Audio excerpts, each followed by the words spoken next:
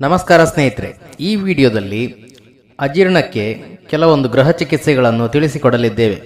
ಅದಕ್ಕೂ ಮೊದಲು ನೀವು ನಮ್ಮ ಚಾನೆಲ್ಗೆ ಹೊಸಬರಾಗಿದ್ದಲ್ಲಿ ಸಬ್ಸ್ಕ್ರೈಬ್ ಮಾಡಿ, ಹೊಸ ವಿಡಿಯೋಗಳಿಗಾಗಿ ನೋಟಿಫಿಕೇಶನ್ ಎನೇಬಲ್ ಮಾಡಿಕೊಳ್ಳಿ.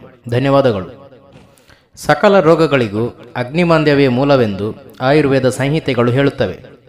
ಅಗ್ನಿಮಾಂದ್ಯವಾದರೆ ತನುಕ್ಷೇತ್ರದಲ್ಲಿ ಅಜೀರ್ಣ, ಪುಷ್ಟಿಹೀನತೆ, ಕಾಂತಿಹೀನತೆಗಳು ಹುಟ್ಟಿಕೊಳ್ಳುವಂತೆ, ಮನಕ್ಷೇತ್ರದಲ್ಲಿ ಭಯ, ಆತ್ಮಹೀನತೆ, ಹೃದಯ ದೌರ್ಬಲ್ಯಗಳು ತೆರೆದೋಲುತ್ತವೆ.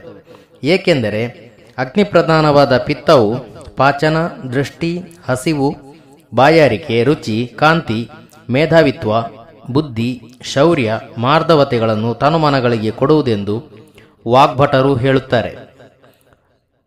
ಕಾಮಕ್ರೋಧ, ಭಯಾದಿ ಭಾವೋದ್ರೇಕಗಳಿರುವಾಗ ಉಂಡದ್ದು ಜೀರ್ಣವಾಗುವುದಿಲ್ಲ. ಆದುದರಿಂದ ಆಹಾರವನ್ನು ಜೀರ್ಣಿಸಲೆಂದಷ್ಟೇ ಅಲ್ಲ, ಮನಶಕ್ತಿಯನ್ನು ಸಮರ್ಥವಾಗಿಡಲೂ ಸಹ ಪ್ರತಿಯೊಬ್ಬರೂ ಅಗ್ನಿಮಾಂದ್ಯವಾಗದಂತೆ ನೋಡಿಕೊಳ್ಳುವುದು ಅತ್ಯಗತ್ಯವಾಗಿದೆ.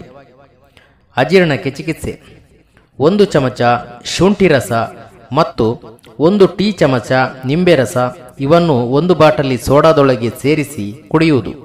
ಬೇಕಾದರೆ ಸ್ವಲ್ಪ ಉಪ್ಪು ಅಥವಾ ಸಕ್ಕರೆಯನ್ನು ಸೇರಿಸಬಹುದು. ನಿತ್ಯಾಹಾರದಲ್ಲಿ ಯಾವ ವಿಧದಲ್ಲಾದರೂ ಶುಂಠಿಯ ಉಪಯೋಗ ಮಾಡುವುದು.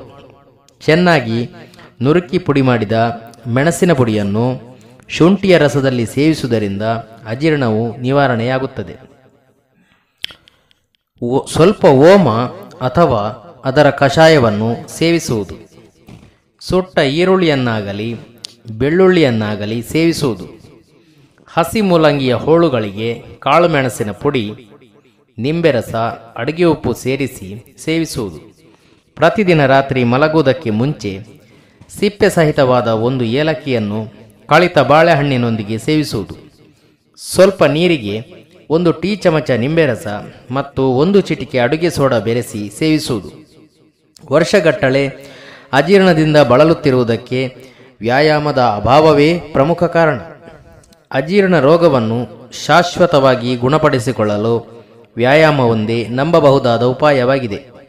ಬಹುಕಾಲದಿಂದ ಅಜೀರ್ಣದಿಂದ ಬಳಲುತ್ತಿರುವವರು ರಾತ್ರಿಯ ಊಟವನ್ನು ವರ್ಜಿಸಿ ಬರೀ ಹಣ್ಣು ಹಂಪಲುಗಳನ್ನಾಗಲಿ ಕಾಯಿಪಲ್ಯಗಳನ್ನಾಗಲಿ ಸೇವಿಸುವ ಅಭ್ಯಾಸವನ್ನಿಡಬೇಕು. ಆಹಾರವನ್ನು ಚೆನ್ನಾಗಿ ಅಗೆಯುವ ಅಭ್ಯಾಸವಿಡಬೇಕು. ದಿನಾಲು 2 ಊಟದ ನಡುವೆ ಏನನ್ನು ಸೇವಿಸಬಾರದು. ಆಹಾರ ಸೇವನಕ್ಕಿಂತ ಅರ್ಧ ತಾಸು ಮುಂಚೆ 10 ಸಲ ದೀರ್ಘ ಶ್ವಾಸಗಳನ್ನು ಮಾಡಬೇಕು. ದಿನಾಲು ರಾತ್ರಿ ಮಲಗುವಾಗ ಅರ್ಧ ಲೋಟ ಬಿಸಿ ನೀರನ್ನು ಕುಡಿಯಬೇಕು.